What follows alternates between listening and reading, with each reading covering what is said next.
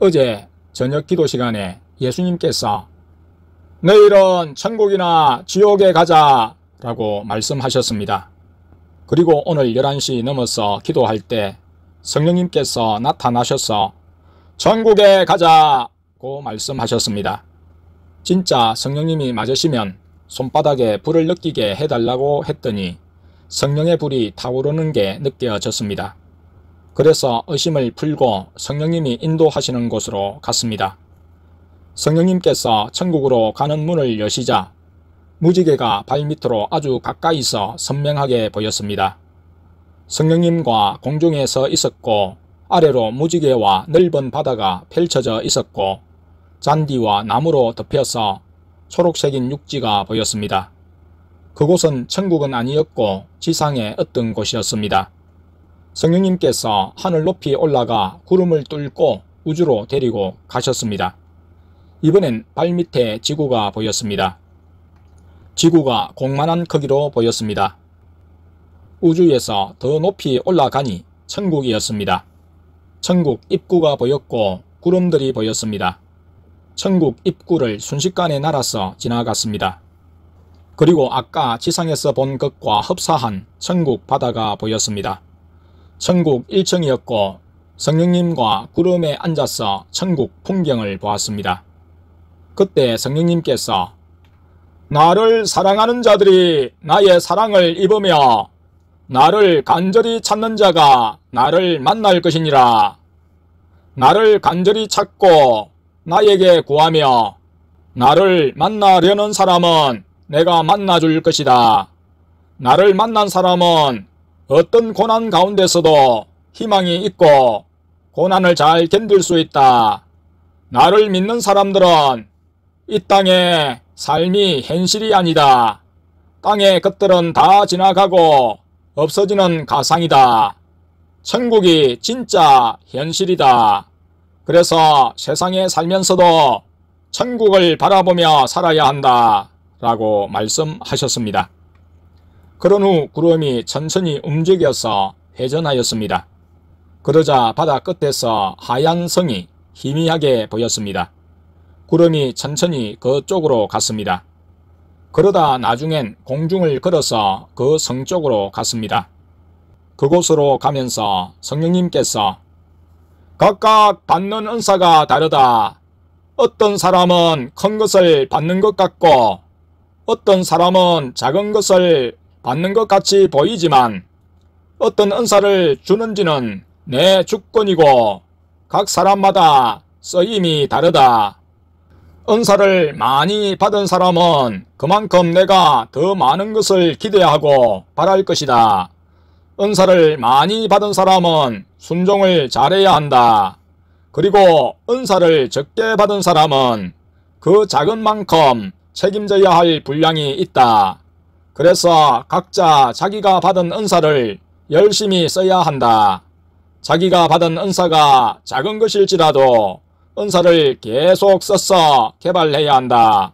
하지만 나는 은사를 줘도 그것이 필요 없으면 도로 뺏어갈 수 있다.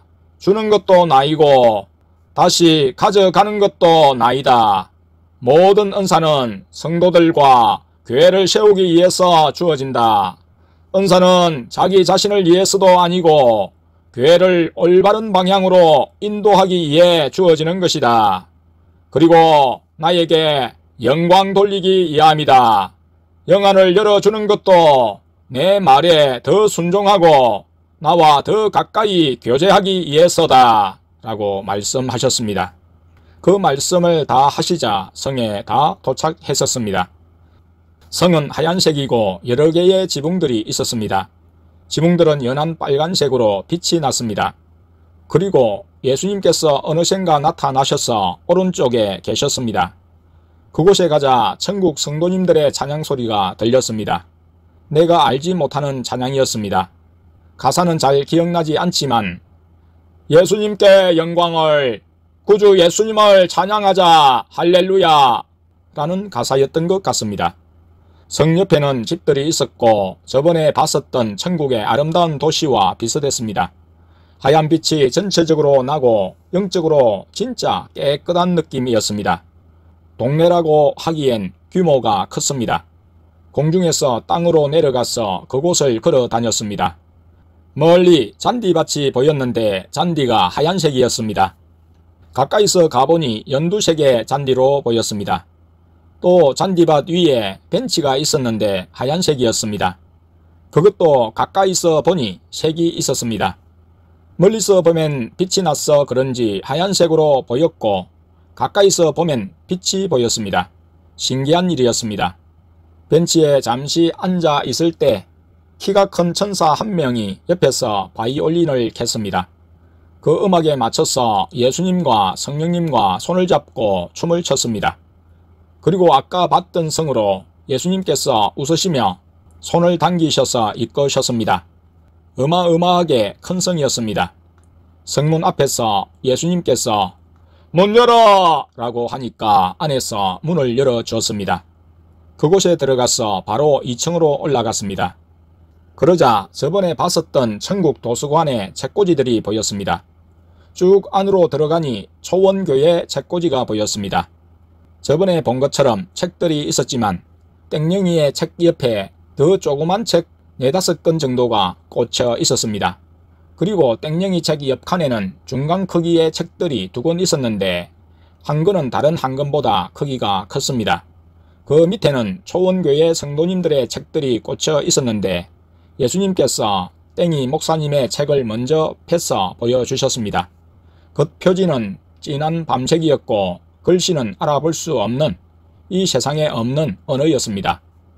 초원교회를 시작하기 전엔 검정색 글씨였는데 초원교회를 시작한 후에 기록된 페이지는 종이도 다르고 쓰인 잉크도 달랐습니다. 종이는 투명하고 글씨는 금빛으로 반짝거렸습니다. 그리고 책장을 넘기면 금가루가 날렸습니다. 땡랑 사모님의 책은 빨간색이었고 글씨색과 종이가 땡이 목사님과 똑같이 초원교회를 시작하며 바뀌었습니다. 땡지기의 책은 청록색 비슷한 하늘색 표지였고 땡순 성도님의 표지는 아이보리색이었습니다.